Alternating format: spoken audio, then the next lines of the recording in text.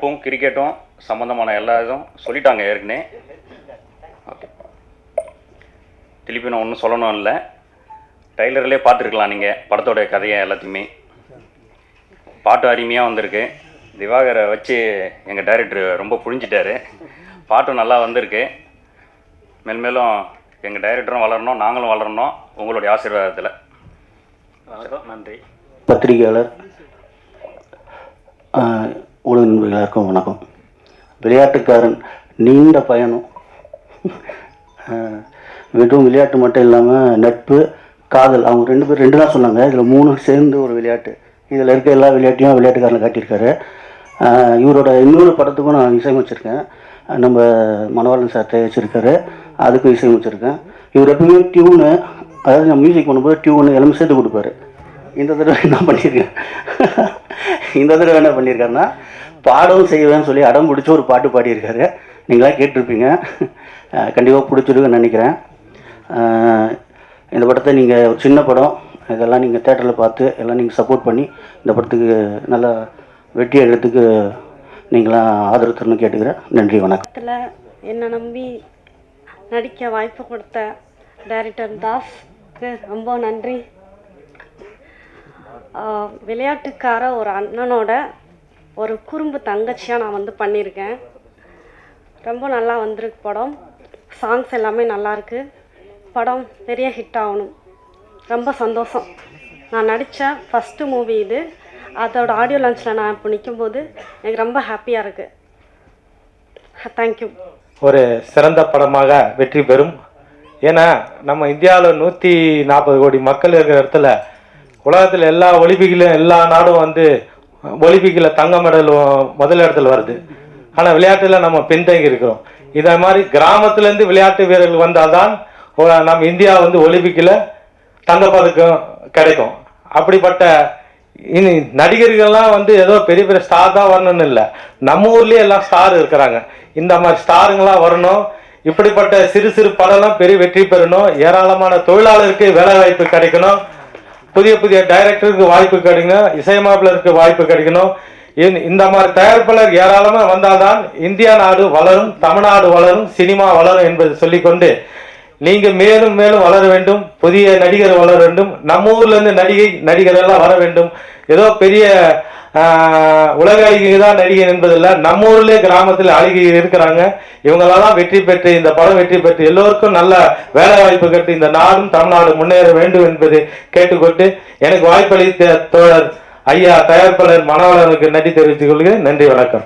வணக்கம். வந்திருக்க மீடியா நண்பர்கள் என்னுடைய பணிவான வணக்கம் தெரிஞ்சுக்கிட்டு, இந்த விளையாட்டுக்காரன் மெயின் இந்த பிரசர் நடந்த காரணமே தம்பி சத்ய சரவணுக்கு என்னுடைய சங்கத்து சார்பா மிகப்பெரிய நன்றி தெரிவிச்சுக்கிறேன். சத்தி மேலே வா.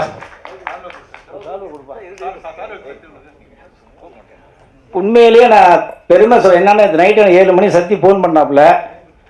பையன் நம்ம டைரக்டர் தாஸ் சடையன், நான் விஜயகாந்த் சார் கதை சொல்லும்போது நீ இப்போ இவர் கூட இருந்தாராம், எனக்கு ஞாபகம் இல்லை.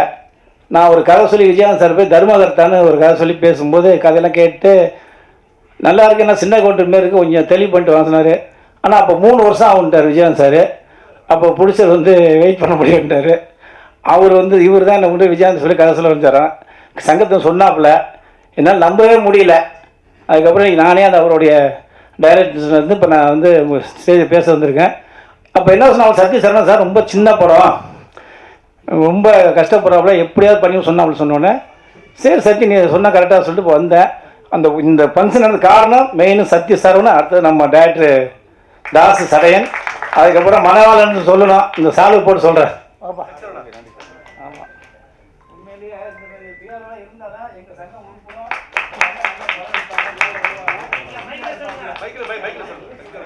ஆமாம், இந்தமாரி பிஆர்ஓ இருந்தால் தான் எங்கள் சங்கம் உருப்பிடும். எங்கள் சங்கம் நல்ல படங்களை எடுத்து மேலே கொண்டு வருவாப்புல சப்போர்ட் பண்ண. ஏன்னா நான் ஒவ்வொரு நாள் நான் சிலப்ப சொல்லுவாங்க, எப்போ தான் திட்டுறாரு வயிறாரு. ஏங்க நான் எனக்குக்காக திட்டிக்கிறேன் இல்லை, எனக்காக சேர்த்து எனக்கு எல்லா கஷ்டத்தை இன்றைக்கி ஒரு லேஜி வந்துட்டேன். நான் இனிமேல் நான் சம்பாதிக்கணும், சாப்பாடணும், ஏமாற்றணும்னு கிடையவே கிடையாது. என்னை பொறுத்து சினிமா நம்பி எல்லாரும் ஜெயிக்கணுங்கிறத என்னோட எண்ணம் தவிர ஒரு 100 கிடையாது. எங்கள் அம்மா நான் சத்தியமாக சொல்லுவேன். ஏன்னா நான் எல்லாத்தையும் தாண்டி வந்துட்டேங்க. இப்போ இந்த பையன் விஜயகாந்த் சொல்லி சொன்னாப்புல, அப்போ நான் இவரை காப்பாற்றுறது யார்? ஒரு 2 ஆள் ஒன்று சத்ய சொன்ன மாதிரி ஆள் தான் வரணும். அவர் பேர் விவசாயம் பாண்டிச்சேரியில் இருந்துட்டு ரியல் எஸ்டேட் பிஸ்னஸ் பண்ணி இன்றைக்கி வந்து ஒரு பையன் டேரக்டர் ஆகிக்கிறாரு. இப்போ இவர் தான் நம்ம காப்பாற்றணுங்க. நான் இதுக்காக நான் பேசுகிறேன் தவிர வேறு நான் 9:45 நான் தான் முதல்ல வந்தேன். இன்றைக்கி பிரசாத்துக்கு நான் தான் 9:45 முதல்ல வந்து டிஃபன் சாப்பிட்டு உட்காந்தேன். 2 மணி நேரம் உட்காந்துருக்கேன்னா என்ன காரணம்? இவர் எப்படியா ஜெயிக்கணுங்கிறது தான். அதனால் சினிமாவை பொறுத்த வரைக்கும் நம்ம நேசிச்சிட்டே இருந்தோம்னா, இப்போ இவர் உண்மையில் இந்த பையன் வந்து கனவுல படம் எடுத்திருக்காப்புல. இப்போ இது ஓடலைங்கிறது வந்து ஆடியன்ஸ் தான் முடிவு பண்ணோம். நீங்கள் பப்ளிஷ் பண்ணிடுறீங்க. இந்த படத்தை கொண்டு போய் சேர்க்க வேண்டிய யார்? இவர் தான் கொண்டு போய் சேர்க்கணும், இவர் தான் ப்ரொமோஷன் பண்ணணும். தயாரிப்பாளருக்கு வந்து எதுவுமே தெரியாது. அவர் பாருங்கள், அவர் முகத்தை பாருங்கள். இவர் வந்து சிரிக்கிறாங்க. அவர் வந்து படம் எடுக்கிற அளவுக்கு ஒரு தைரியம் இன்னைக்கு காலகட்டம் வந்து மாறிடுச்சு. காலையில் இன்னைக்கு எல்லாருமே படம் எடுக்கலாம், எல்லாருமே ஷூட்டிங் பண்ணலாம் சொல்லி, அதனால ஒவ்வொருத்தவர்களும் காக்கைக்கும் தன் குஞ்சு புரிஞ்சுப்பாங்க. அதனால சினிமா நம்பி யார் வந்தாலும் படத்தை நல்லா இருங்க. என்னோட போன வாரம் கூட என்ன இந்த இதே பிரசாதில் கேட்டாங்க, உங்கள் சங்க படம்லாம் பெருசாக ஓடலையே அப்படின்னு. நான் சங்கத்தில் ஏகப்பட்ட சலுகை நான் சொல்லி ஒவ்வொரு இடையும் தினத்தந்தி வந்து எங்களுக்கு 10 லட்ச ரூபா எங்களுக்கு தந்தி விளம்பரம் கொடுத்துருக்காங்க. இன்றைக்கி வந்து ரஜினிகாந்த்லேருந்து விஜய்லேருந்து யார் வந்தாலும் சினிமா வந்து வாழ வச்சுருக்காங்கன்னு சொல்லிட்டு இருக்கேன். 10 லட்ச ரூபா எங்கள் சங்கத்தை கொடுத்துருக்காங்க. சினிமா பப்ளிசிட்டியே ஃப்ரீயாக கொடுத்துருக்காங்க. அதுக்கப்புறம் கீப்பில் வந்து 50 தேட்டர் வரைக்கும் 4000 ரூபா வாரம் கொடுத்துருக்காங்க. சென்சார் எல்லாமே நான் கொடுக்குற சங்கத்துலேருந்து எல்லா சலுகையும் இருக்குது. ஆனால் படம் ஒழுங்காக எடுக்கணும்ல. படம் ஒழுங்காக எடுக்கலாம். நான் போய் கூட போய் ஷூட் பண்ண முடியுமா? இல்லை நான் போய் டேரக்ஷன் பண்ணி சொல்ல முடியுமா? ப்ரொடியூசரோ டேரக்டர் போய் எங்கள் சங்கத்தை என்ன சொல்லுமோ அது சொல்கிறாங்கன்னா, நான் இப்பயும் சொல்லுவேன், நீங்கள் படம் நல்லா எடுத்தீங்கன்னா என்றைக்குமே சினிமா வந்து யாரும் அழிக்க முடியாது. இப்போ இந்த யூத்துன்னு ஒரு பையன் கருணாஸ் பையன் எடுத்துருக்கான்னு சொன்னாங்க. இது ஏற்கனவே விஜய் நடித்த படம் 10 வருஷத்துக்கு முன்னே வந்தது. நீங்கள் பசங்க எல்லாமே டபுள் மீனில் படத்தையும் ஜாலியாக என்டர்டைன்மெண்ட் தான் நீ காலேஜ் பசங்க பார்க்குறாங்க. ஆனால் அந்தமாரி படம் எடுங்க. இன்றைக்கி விளையாட்டுக்காரன்னா நீ விளையாட்டு மாரி நீ படம் எடுத்தால் தான் அது வந்து பார்ப்பாங்க. இல்லைன்னா யாரும் வரமாட்டேங்கிறாங்க தேட்டருக்கு. நம்ம தேட்டரை குறை சொல்கிறோம், டிஸ்ட்ரிபியூட்டரை குறை சொல்கிறோம், அப்புறம் யாருமே ஆடியன்ஸ் சொல்லணும் குறை சொல்கிறோம், அப்புறம் படத்தை ஓட விட சொல்கிறோம்.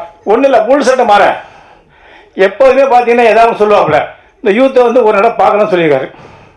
இதுக்கு என்ன சொல்லுவீங்க? நான் புல் சட்டை மாற என்ன போட்டாலும் கண்டு பார்த்துருவேன். இது திட்டுறாரா வயிறாரா போகிறேன் பார்ப்பேன். அப்படிங்கும்போது ஒரு படத்தை நல்லான்னு சொல்லும்போது யாரும் வந்து நல்லான்னு சொல்ல மாட்டாங்க. அதையும் மீறி ஒருத்தர் நல்லா இல்லை அப்படின்னா நம்ம படம் ஒழுங்காக எடுக்கணும். இப்போ இந்த விளையாட்டுக்காரன் படத்தை பற்றி நம்ம ஒன்றே ஒன்று தான் சொல்ல முடியும்.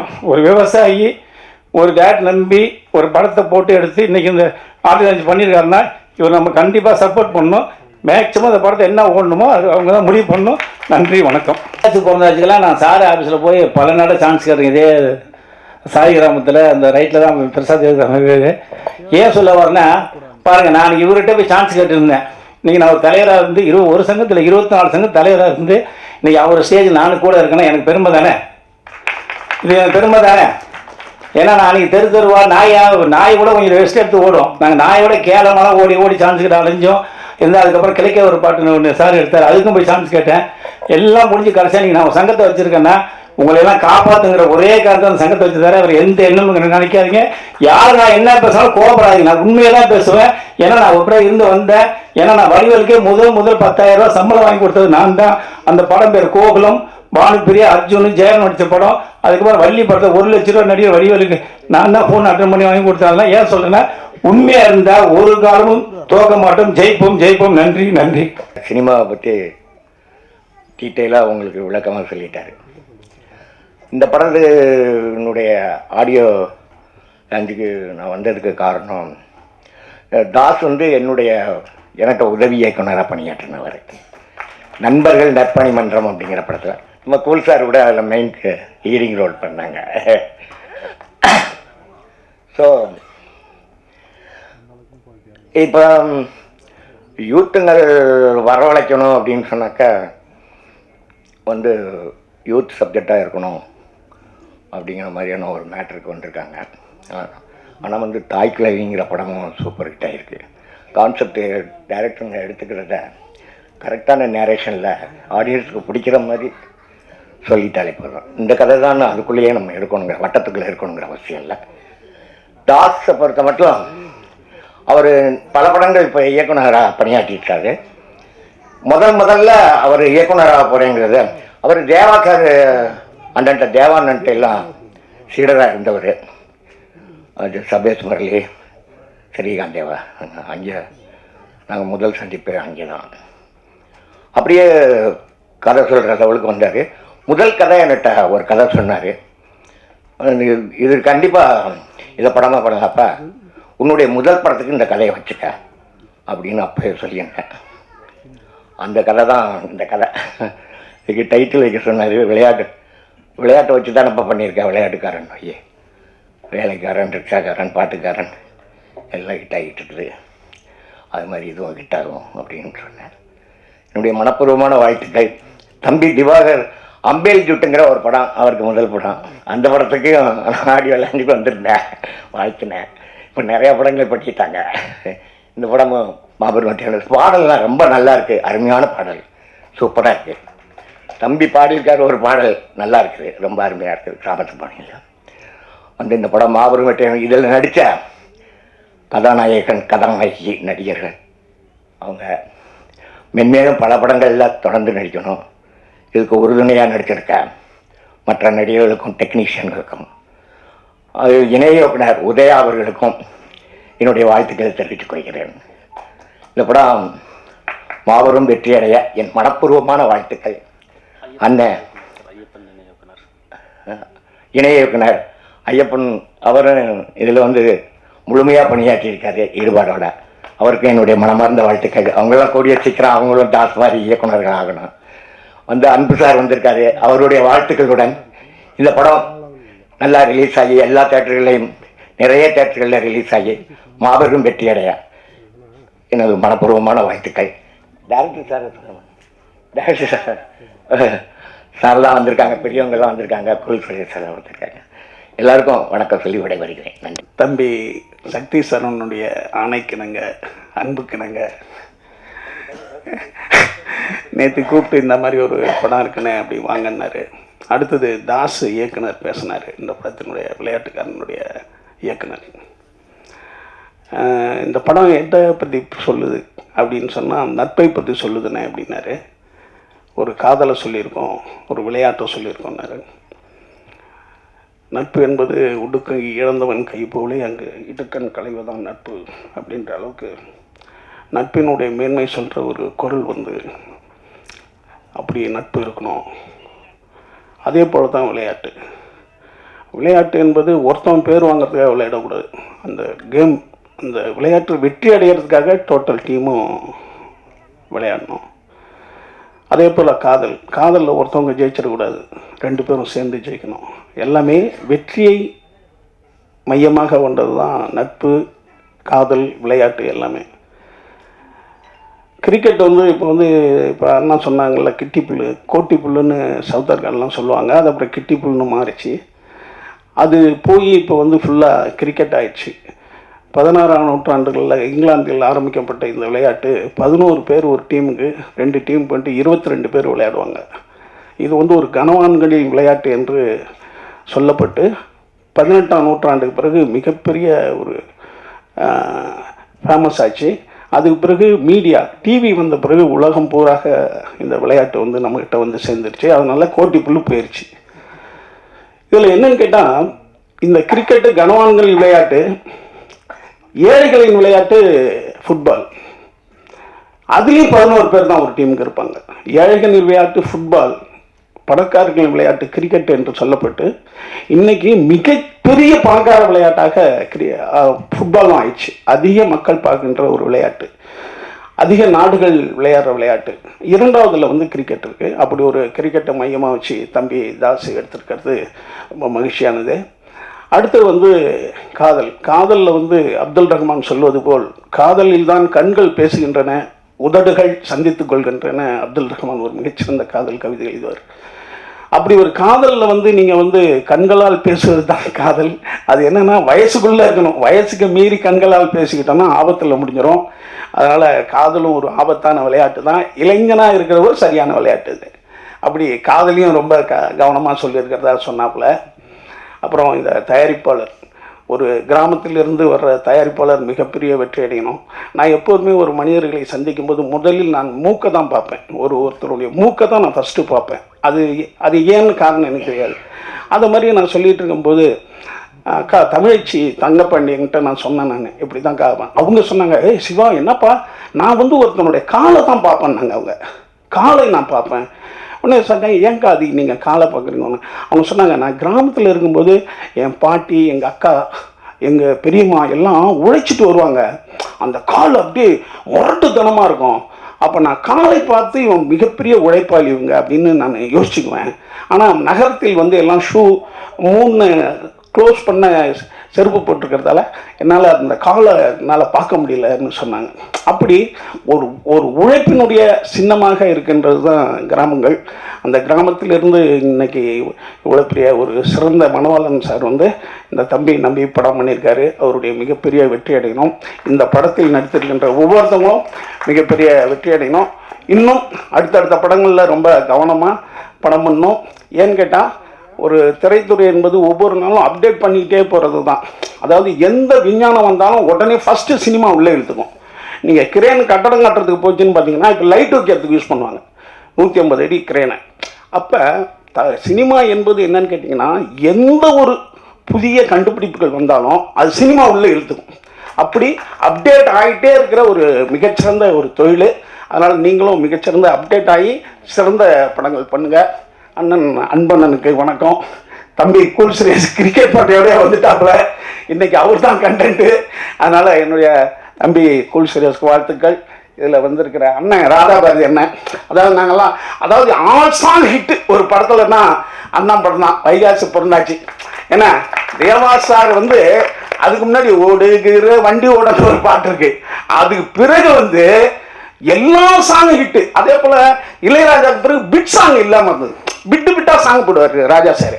அதெல்லாம் அண்ணா வந்து பிரமாதமாக இன்னைக்கும் வந்து வைகாசி பிறந்தாச்சு வந்து தண்ணி கூட எடுத்து அந்த பாட்டெலாம் பட்டி தொட்டிலாம் பட்டைய கலப்பின ஒரு மிகச்சிறந்த ஒரு படத்தினுடைய இயக்குனர் அண்ணன். இன்னைக்கு சந்திச்சதில் ரொம்ப மகிழ்ச்சி. இந்த நாளில், அதாவது ஒவ்வொரு நாளும் ஒரு நாள் என்பது மரணத்தினுடைய வெற்றி இன்று, நாளை என்பது பிறப்பினுடைய தேர்வு.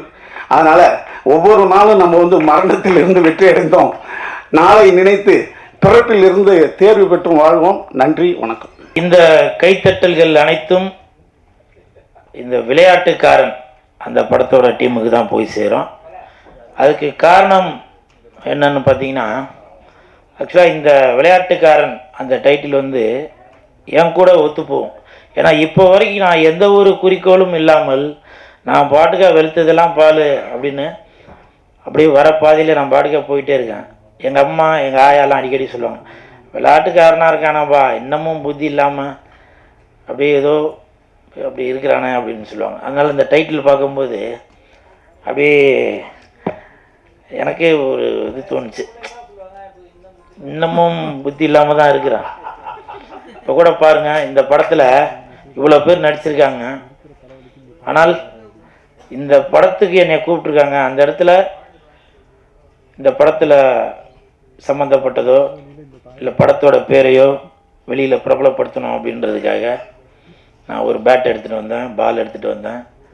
அந்த கீர்த்தி கூட வெளியில் கிரிக்கெட் விளையாடுற மாதிரிலாம் பண்ணேன். இது வந்து பார்க்குறவங்களுக்கு ஒரு ஒரு விளையாட்டுத்தனமாக தான் தெரியும், என்னப்பா இவன் அப்படின்னு. என்னோடய குடும்பத்துலேயும் யோசிச்சு பாருங்கள், இதெல்லாம் எப்படி அக்செப்ட் பண்ணிப்பாங்கன்னு. என்ன பண்ணுறது, இதுதான் நான் சொன்னேன், இன்னும் நான் விளையாட்டுக்காரனாக தான் இருக்கேன் அப்படின்னு. அதுவும் இல்லாமல் இந்த படம் கவிதா மேடம் சொன்னாங்க, இந்த மாதிரி பாட்டு பாடி ஆரம்பிங்க அப்படின்னு. உப்பு இல்லா கடல் இருக்குமா, நட்பு இல்லா வாழ்க்கை நிற்குமா தம்பி, உப்பு இல்லா வாழ்க்கை இருக்குமா, நட்பு இல்லா கடல் இருக்குமா.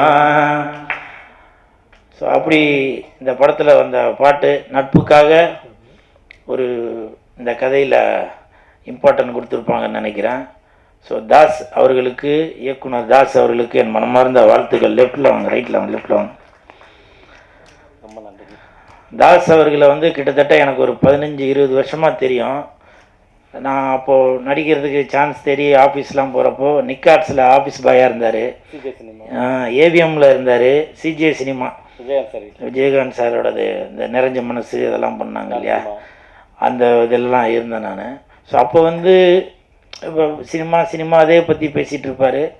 அப்புறம் ஆஃபீஸ் பாய்க்கு முன்னாடி வந்து இந்த தபேலா வாசிக்கிறவங்க, மியூசிக் இன்ஸ்ட்ருமெண்ட்டு உள்ள அவங்க தானே, அவங்க அசிஸ்டண்டாலாம் போவார். ஸோ அப்படி சினிமா மீது ரொம்ப ஆர்வம் கொண்டவர். அவர் இன்னைக்கு ஒரு கடின உழைப்பு மூலம் இன்னைக்கு இந்த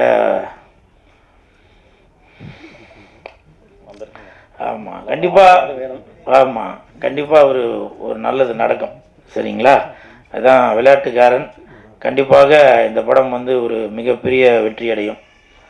படத்தோட தயாரிப்பாளர் விவசாயி அப்படின்னு சொன்னார். அவருக்கு என் மனமார்ந்த வாழ்த்துக்கள். இன்னொரு வாழ்த்துக்கள் எதுக்குனாக்கா, என் பக்கத்தில் உட்காந்து அவர் ஃபோனே ஆஃப் பண்ணாமல் ஃபோன் அடிச்சுக்கிட்டே இருக்கு, பேசுகிறத கேட்க முடியாது. எடுத்து அதை ஏரோப்ளேன் மோடில் போட்டேன் சார், சைலண்ட்டில் போட சொன்னீங்க, ஏரோப்ளேனில் போட்டேன். அப்புறமா அதை எடுத்து விட்டுங்க. அப்படி ஒரு கள்ளங்கப்படம் இல்லாத ஒரு வெள்ளாந்தியா வெள்ளை சட்டை போட்டதுக்கு ஒரு அறிகுறி, அவர் மனசும் வெள்ளை அப்படின்ற மாதிரி பேர் மனோவலன் சார் தானுங்களே. வாழ்த்துக்கள். இந்த படம் மிகப்பெரிய வெற்றி அடையும். அதே மாதிரி கவிதா மேடம் தொகுப்பாளர், எந்த ஒரு நிகழ்ச்சிக்கு போனாலும் அந்த இடத்துல கவிதா மேடம் இருந்தாக்கா ஒரு திருவள்ளுவர் அவங்க வந்து நேரடியாக வந்து அந்த திருக்குறளை பற்றி பேசினா எப்படி இருக்குமோ அப்படி இருக்கும். இன்னைக்கு நிகழ்ச்சி புதன்கிழமை, இன்னைக்கு நிகழ்ச்சி ஆரம்பிக்கும் போது கூட பொதுவாகவே நம்ம வீடு கூட பார்த்தீங்கன்னாக்க காலையில் நம்ம எழுந்திருக்கும் போது ஒரு சுப்ரபாரதம் பாடிச்சுனாக்க அன்னைக்கு நாளில் நல்லா இருக்கும். பார்த்துருப்பீங்க இல்லையா? கௌசல்யா சுப்ரராம பூர்வா சஞ்சா சபத்தசே அப்படின்னு அந்த கௌசல்யா சுப்ரபா அப்படின்னு இருக்குல்ல. இனிமேல் இந்த கவிதா மேடம் அந்த நிகழ்ச்சியில் இருந்தால் கண்டிப்பாக அந்த நாள் நல்ல நாளாக அமையும். நான் வந்து இது சும்மா ஒரு மேடைக்காக பேசணும் அப்படின்னு சொல்லவில்லை. உண்மையிலேயே அவங்க அந்த பேசுகிற தோனி, இப்போ உள்ள தொகுப்பாளர்லாம் பார்த்தீங்கன்னாக்கா அவங்க பாதி இங்கிலீஷ். நன்றி, வணக்கம், தேங்க்யூ. வந்து சிறப்பித்ததுக்கு நன்றி. அடுத்த நிகழ்ச்சிக்கு போகலாம். போதும், இது எனக்கான நிகழ்ச்சி இல்லை. புதிய டீமு, புதிய இயக்குனர்கள், அவங்கள பற்றி 4 வார்த்தை பேசுங்க. நன்றி. இப்போ கூட தயவு செஞ்சு கவிதா மேடம் கொஞ்சம் கை தட்டுறீங்களா? என்னை பற்றி புகழ வேண்டாம், இது வந்து எனக்கான மேடை இல்லை. ஏன்னா நிறையா பேர் நான் இங்கே உட்காந்துக்கு போய் என்கிட்ட சொல்லிட்டு போவாங்க, என்னை பற்றி பேசுங்கன்னு. இவங்க பாருங்கள், என்னை பற்றி எதுவும் பேச வேண்டாம், நீங்கள் மற்றவர்களை பற்றி பேசுங்க. ஏன்னால் அந்த கவிதா மேடமுக்கு தெரிஞ்சிருக்கு ஒரு ப்ரொடியூசரோட வழி என்ன அப்படின்ற. இன்னைக்கு 3-4 லட்சம் செலவு பண்ணி ஒரு ஆடியோ ரிலீஸ் பண்ணும்போது படத்தை பற்றி மட்டும் பேசி அவங்களுக்கு பெருமை சேர்ப்போம் அப்படின்னு நினைக்கிறாங்க. அந்த கவிதா மேடமுக்கு என் மனமார்ந்த நன்றிகளை தெரிவித்துக் கொள்கிறேன். அப்புறம் சுப்பிரமணிய சிவா சார் அவங்க வாழ்த்த வந்ததில் நான் ரொம்ப சந்தோஷப்படுறேன். என்னன்னாக்கா இப்போ எல்லாரும் என் பேர் கூல் சுரேஷ் தெரியும், இந்த கூல் அப்படின்றது தெரியும். கமெண்ட்டில் வேறு மாதிரிலாம் கூட பூவெலாம் போட்டு இது பண்ணுறீங்க. ஆனால் இந்த கூலுன்றது ரிஜிஸ்டர் ஆகிறதுக்கு காரணம் சுப்பிரமணிய சிவா சார் தான். திருடி ப்ளீஸ் தட்டிடுங்க. அந்த சுப்பிரமணிய சிவா சார் இல்லை என்றால் இன்னைக்கு உங்களை சந்தோஷப்படுத்தக்கூடிய இந்த கூல் அப்படின்ற ஒரு வார்த்தையே உங்களுக்கு கிடைச்சிருக்காது. ஏன்னா அன்னைக்கு திருடி படம் அப்போ கருணாசனை வந்து இந்த டாலரை பிடிச்சி சொல்லுவார், டேய் இது என்னடா அது, கூலு போடாயம் அப்படின்னு. உடனே தனுஷ் சார் வந்து அதை நிறுத்தி அது ஒரு காமெடியாக பண்ணோம். அந்த படம் மிகப்பெரிய ஹிட்டு. 186 நாள் அவார்டு வாங்கின அந்த படத்துக்கு. காமராஜர் அரங்கத்தில் அந்த நிகழ்ச்சி நடந்தது. 186 நாள் அந்த படத்துக்கான அவார்டு வாங்கினேன் நான். அது வந்து என்னால் மறக்கவே முடியாது. அது மட்டும் இல்லை, சுப்பிரமணிய சிவா சார் இன்னைக்கு வந்து ஷூட்டிங் ஸ்பாட்டில் பார்த்தீங்கன்னாக்கா அஜித் சார் படத்துக்கு கூட்டம் ஜாஸ்தியாக இருக்கும். பப்ளிக் விஜய் சார் படத்துக்கு ஷூட்டிங் நடக்குதுனாக்கா உடனே ஊர்லேருந்துலாம் கிளம்பி வந்துடுவாங்க, இப்படிலாம் இருக்கும். அதே மாதிரி ரஜினி சார் படம், கமல் சார். ஆனால் திருடி படத்திற்கு திருச்சியில் ஷூட்டிங் நடக்கிறப்போ ஷூட்டிங்கே நடத்த முடியல. 6 நாளோட பேக்கப் பண்ணியாச்சுங்க. அன்னைக்கு அந்த 6 நாளுக்கு அப்புறம் ஷூட்டிங்கே பண்ண முடியல. அவ்வளவு க்ரௌடு. சாப்பாடு வந்த சாப்பாடுலாம் ரூமுக்கு அமிச்சாச்சு. ரூமில் போய் சாப்பிடுங்க, இன்றைக்கி ஷூட்டிங் பண்ண முடியாது. அது மட்டும் இல்லை, நாளைக்கு எங்கே லொக்கேஷன்றது நாங்கள் காலையில் தான் சொல்லுவோம். இப்போவே யாருன்னா சொன்னாக்க அது இந்த ஊர் மக்களுக்கு சொல்லிடுங்க. அங்கே கூட்டம் வந்து லாரியாக திரண்டு வந்துட்டாங்க. உண்மைதானே சார்? லாரியாக திரண்டு வந்தாங்க அன்னைக்கு. இதை நான் எதுக்காக சொல்கிறேன் அப்படின்னாக்கா, இன்னைக்கு தனுஷ் சார் தமிழகத்தில் மட்டுமல்ல ஹாலிவுட் பாலிவுட்ல வரையும் கொடி கட்டி பறக்கிறாரு. ஆனால் அன்னைக்கு கொடி கட்டி பறப்பார் என்பது இந்த சுப்பிரமணிய சிவா சாருக்கு அன்னைக்கே தெரிஞ்சிருக்கு. ஃபர்ஸ்ட் படம் துள்ளுவத இளமை, அந்த படத்துல கூட தனுஷ் சார் வந்து மெயின் கேரக்டர்ல 4 பேர்ல ஒருத்தராக நடிச்சிருந்தாரு. ஆனால் அந்த படம் ரிலீஸ் ஆன உடனேயே சுப்பிரமணிய சிவா சாருக்கு தெரிஞ்சிருக்கு, கண்டிப்பாக இந்த 4 பேர்ல ஒரு முத்தை அவர் தேர்ந்தெடுத்து அந்த முத்துக்கு நல்லா அவர் பட்ட தீட்டினாரா இல்லையோ, இல்ல அவரே தீட்டிக்கிட்டாரா நான் தெரியல. ஆனால் அப்படி ஒரு அந்த வைரத்தை, அந்த வைடூரியத்தை கண்டெடுத்து இன்னைக்கு உலகம் முழுவதும் பெருமைப்படக்கூடிய ஒரு மிகப்பெரிய நடிகராக, தயாரிப்பாளராக, இயக்குனராக வந்திருக்காரு அப்படின்னாக்க அது சிவா சாருக்கு அன்னைக்கே அது தெரிஞ்சிருக்கு. இப்ப கூட நான் வந்து இதை வந்து அவரை பெருமைப்படுத்தணும் அப்படின்றதுக்காக சொல்ல வரல. ஆனால் அன்னைக்கு அந்த துள்ளுவதை ரிலீஸ் ஆனதுக்கு அப்புறம் தான் இந்த திருடா திடீன்ற படத்தை இயக்குனர் அவர்கள் தனுஷ் சாரை சூஸ் பண்ணாரு. அதன் பிறகு 6 மாசம் கழிச்சு தான் காதல் கொண்டேன் ரிலீஸ் ஆச்சு. காதல் கொண்டேன் மிகப்பெரிய ஹிட். அந்த 186 நாள் இப்ப உள்ள படங்கள்லாம் பாத்தீங்கன்னாக்க வெள்ளிக்கிழமைக்கு காலையில ரிலீஸ் ஆகும், ஈவினிங்கே வந்து ஒரு சக்சஸ் மீட்லாம் வைப்பாங்க. ஆனால் அப்போ 186 நாள் ஓடின அந்த படம்.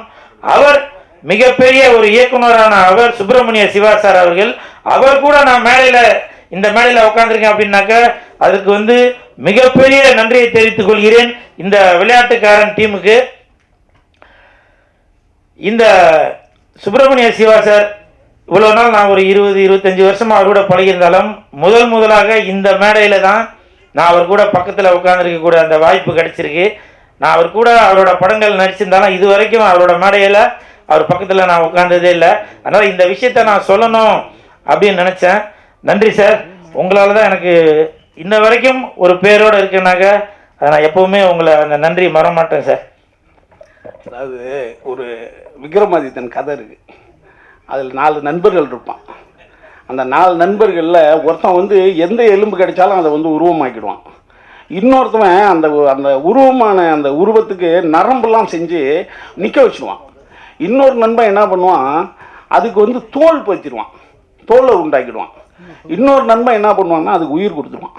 ஒரு நாள் இப்படியே பண்ணிகிட்டு இருக்கும்போது ஒரு நாள் புலிக்கு உயிர் கொடுத்துருவானுவன். ஒரு எலும்பை சேர்ப்பான், அது புலி உருவமாக இருக்கும், அதுக்கு நரம்பு பண்ணுவான், அவன் புலி ஆகிடும். புலியாகி 4 பேரையும் அது சாப்பிட்ரும் அந்த நண்பர்களை. அப்படி கூல் சுரேஷ் எந்த இடத்துக்கு போனாலும் எல்லாத்தையும் தூக்கி சாப்பிட்றாப்புல. அப்படி ஒரு புலி தான் நம்ம கூல் சுரேஷ். இதை நினைவுபடுத்தி என்னை வந்து சொன்னதுக்கு ரொம்ப நன்றி. ஏன்னா நன்றியை வந்து இந்த உங்கள்கிட்ட இருக்கின்ற சிறந்த பண்புக்கள்லாம் தாயாக விளம்போது நன்றி உணர்வு தான். நன்றி உணர்வு யாருக்கு இருக்குதோ அவன் மாபெரும் மனிதனாக இருப்பான், சிறந்த மனிதனாக இருப்பான். அதுதான் நம்மகிட்ட இருக்கிற நற்பண்புகளுக்கெல்லாம் தாயாக விளம்போது நன்றி. அந்த உணர்வு இருக்கிற வரைக்கும் நம்ம சுரேஷ் வந்து வெற்றி மேல் வெற்றியும் சாதனை மேல் சாதனையும் கிடைக்கும். நன்றி தம்பி.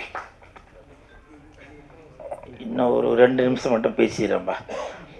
அப்புறம் அன்பு செல்வன் சார் அவங்க வாழ்த்த வந்ததில் ரொம்ப சந்தோஷப்படுறேன்.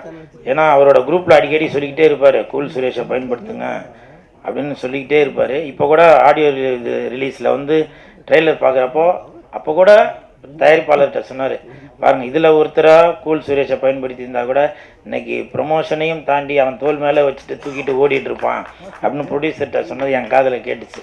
ஸோ அப்படி என் தாய் தந்தைக்கு பிறகு நான் நல்லா இருக்கணும் அப்படின்னு நினைக்கிற அந்த வெள்ள மனம் கொண்ட அன்பு சாருக்கு என் மனமார்ந்த நன்றிகளையும் பாராட்டுகளையும் தெரிவித்துக் கொள்கிறேன். அப்புறம் உங்கள் சார்பாக ஒரு சின்ன ரிக்வெஸ்ட்டு என்னன்னாக்கா, ஒரு 3 மாதத்துக்கு முன்னாடி பத்திரிகையாளர் ஒளிப்பதிவாளர் சங்கம் நடத்திய ஒரு நிகழ்ச்சிக்கு ஒரு 3 மாதத்துக்கு முன்னாடி போயிருந்தேன். அப்போ வந்து அங்கே நடத்தினவங்கள்ட்ட கேட்டேன் யார் யார் நடிகர்கள் யார் யார் வரா அப்படின்னு. அப்போ 2-3 பேர் சொன்னாங்க, அவங்க வராங்க இவங்க வராங்க. போய் பார்த்தா ஒரு சிலர் அவங்க மட்டும்தான் வந்திருந்தாங்க. அப்போ வந்து எனக்கு வந்து ஒரு மனசுக்குள்ளே ஒரு கஷ்டம்.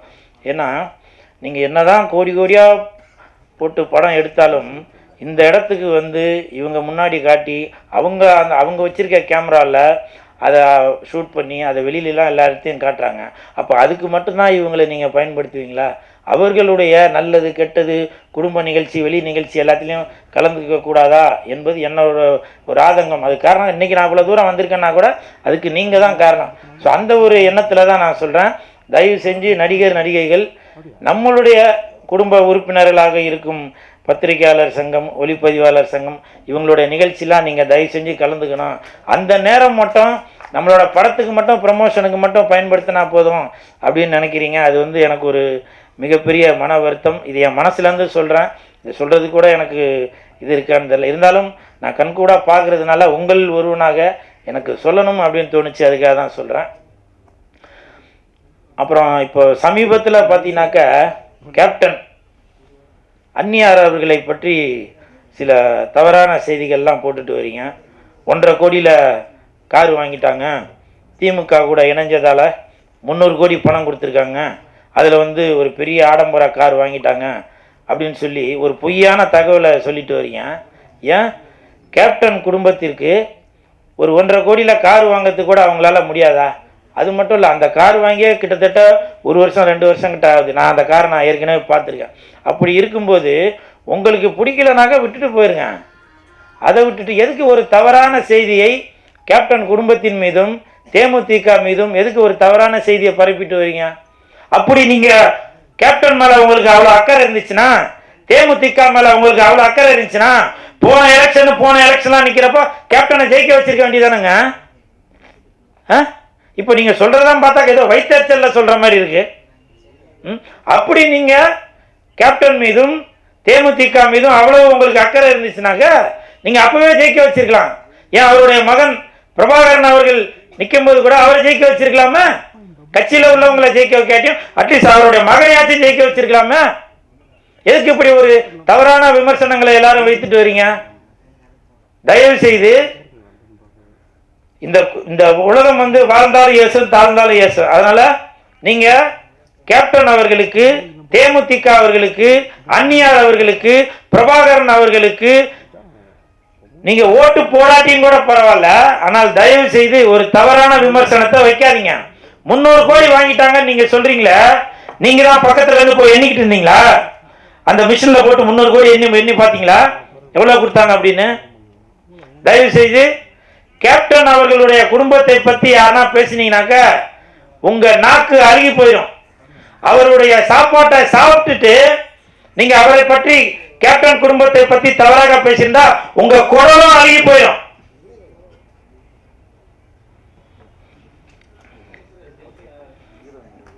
நன்றி, வணக்கம்.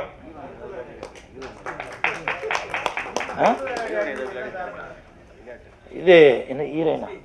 ஹீரோயின் சொல்லி தான் அவன் என்கிட்ட இன்ட்ரடியூஸ் பண்ணாங்க. இங்கே வந்தாக்கா அந்த அம்மா ஏதோ தங்கச்சி கேரக்டர் அப்படியா? ஏன் அப்படி?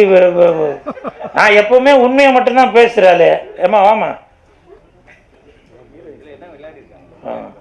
இந்த சகோதரியின் பெயர் கீர்த்தி. என்ன விளையாடிருக்காங்க இந்த படத்துல? விளையாட்டுக்காரன் இந்த படத்துல கீர்த்தி சுரேஷா? ஓ, கீர்த்தி சுரேஷா?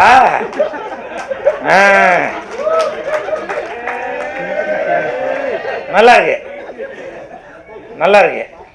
கிடைச்சிருச்சு போல. அப்ப இந்த பக்கம் யார் போட்டா போடுவீங்க? யாரு? ஐயா நான் போறேன்பா நானு, புரியுதுங்களா? அதனால இந்த சகோதரி கீர்த்தி அவர்கள் நல்லா நடிச்சிருப்பாங்கன்னு நான் நம்புறேன். அந்த ட்ரெய்லர் பார்க்கும்போது தெரிஞ்சுது. உங்களுக்கு என் மனமார்ந்த வாழ்த்துக்கள். ஏன் அந்த தாவணி போட்ட புண்ணியம் வரல? தாவணி போட்ட புண்ணியம் வரல? சரி, ஓகே. எனிவே இந்த ஹோல் டீமுக்கும் என் மனமார்ந்த வாழ்த்துக்கள். இந்த படம் மிகப்பெரிய வெற்றி அடையணும் அப்படின்னு உங்கள்கிட்ட நான் தாழ்மையோடு கேட்டுக்கிறேன். நன்றி, வணக்கம்.